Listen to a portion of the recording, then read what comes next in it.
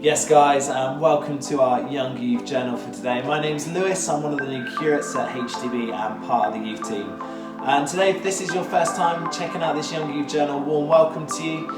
Today we've got the amazing Yaz from the youth team who's going to be continuing our series on love. So I encourage you, if you're able, to open up the Young Youth Journal PDF to follow along, to take some notes. We really believe that God wants to speak to you today through this passage and through what Yas has to say. So let's check it out. Hey guys, welcome to this week's video of 1 Corinthians 13. And today we're looking at verse 5, which is, "It is not easily angered and it keeps no records of wrongs." Now really, when I first read this, it's hard. It's so hard to do it. But I realized that with the help of God, anything is possible. And with the help of good people that surround you and that care for you and that help you in your journey of faith, is also possible. So let's tear this apart. Anger. What is it? Anger is an emotion.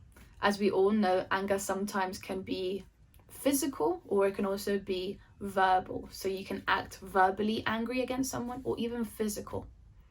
And now anger also can lead up to, if you don't deal with it properly, you can have business with a certain situation, a person, or even God. So how do we deal with anger? Or also, what are the steps before we're able to reach that point that we can actually stop ourselves from being angry? So recognize, okay, what things are making you upset, and be able to find that one person, a youth leader, a parent, an uncle or aunt, someone who's older who you can chat to about it with. It might be a certain thing that someone's doing that you actually find really annoying. Maybe you need to speak to them about it. Try to find different ways in which you can be able to tackle your anger. But also pray. We sometimes underestimate prayer, and I can be the first one to say I definitely underestimate prayer. But in a moment when I'm fed up, I need to just take a breather and pray and say, you know what, God, I'm struggling with this situation. I don't know what to do about it, and I need your help. One of the good things that I think I remember from being young is I always ask something that is completely opposite. So if I'm feeling angry, God, I want to feel patience. Patience to deal with a situation that's really hard, but also kindness to be able to act. Because sometimes, you know what, we need to do the opposite. We don't need to always react to something. We can wait and pray, and God will give it to us. So for example, if you are angry with a person, or you also feel like you're about to get angry with someone, stop yourself before you get to that point. Whatever you do, stop it and pray. Ask God, you know what, God, I need to find patience with this person or patience with a situation. And God, help me be kind to this person this week. What should I do for them? Should I buy them something? Should I help them with something? How can I be kind to them this week?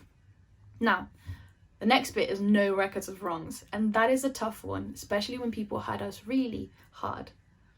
Or how about those people that we love also might have said things that really hurt us? How do we act like that? Or how do we act and respond to that?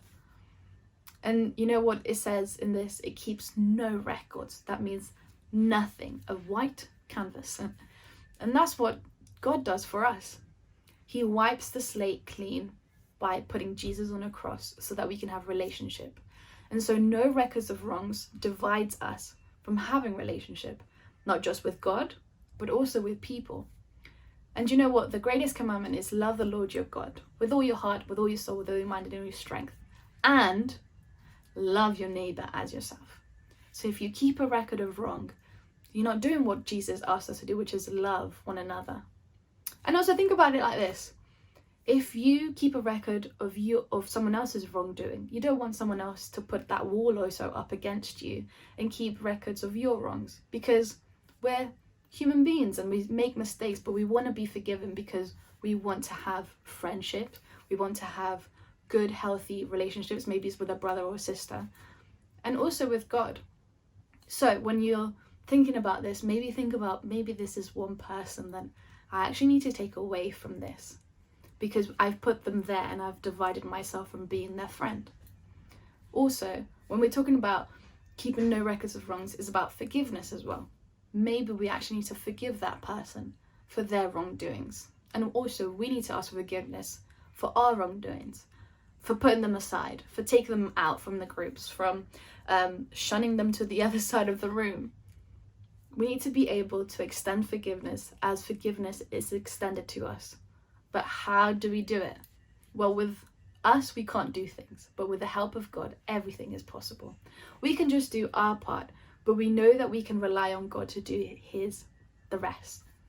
And sometimes, you know what, when we are angered, when we are sad, when we are hurt, we try to put our own justice. And actually, love isn't about us. Love is extending things to other people, extending grace and extending mercy to them. And that's why we have the fruits of the Spirit. So for example, if you know that you keep no records of wrongs, maybe pray and ask God, God, will I receive your goodness so that I can be good for others? Can I receive your joy so that I can be joy for others? And your little small acts of kindness will change someone else's day. In Psalm 37 verse 8, it says this: stop being angry. Turn from your rage. Do not lose your temper. It only leads to harm. So if you're thinking about it this way, anger separates us from God. And it separates us from people. And the best way that we can love people is to forgive them. But also to be able to realize those things that build up to our anger, to pray about them, talk about them, and also hand them over to God and say, God, I don't know how to deal about this, but I need your help. So this week, when you're going into schools or looking at what your week looks like, maybe think about those people that have hurt you. And there are some questions in your journal that will help you process and that will help you talk about it with God. Thank you for tuning in. Bye. Yes, Yaz, thank you so much for all that you've just said.